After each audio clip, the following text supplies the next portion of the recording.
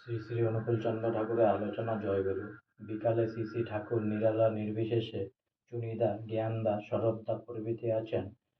পাটনার থেকে postmaster general এসেছেন, তার সঙ্গে পোস্টাল সুপারিনটেনডেন্ট ও অ্যাসিস্ট্যান্ট ডাইরেক্টর এসেছেন। শ্রী শ্রী ঠাকুর, আপনার শরীর কেমন আছে?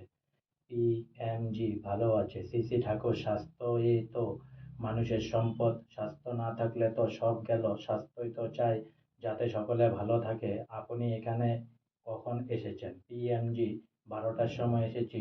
আর যারা এসেছেন তাদের পরিচয় দিয়ে বললেন, উনি পোস্টাল সুপারিনটেনডেন্ট আর উনি postal assistant director doctor Raychaudhuri আমার ওখানে কাজ করেন।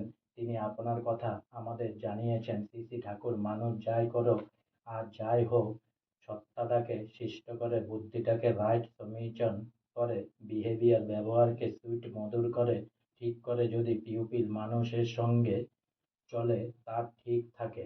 যত বিদ্বান আর যতই বুদ্ধিমান হোক, মানুষের এগুলি যদি ঠিক না থাকে তবে কিন্তু হয় না। টাকা উপায় করলে সব হয় না, আর এইভাবে চললে মানুষ টাকাও উপায় করতে পারে। ম্যান ইজ লিভিং মানি। মানুষ হচ্ছে জীবন্ত অর্থ। মানুষকে উপায় করা উচিত। আপনাদের বাড়িতে সব ভালো আছে? আজকে আমার শ্রী শ্রী অনুকূলচন্দ্র ঠাকুরের আলোচনা এখানেই সমাপ্ত হলো।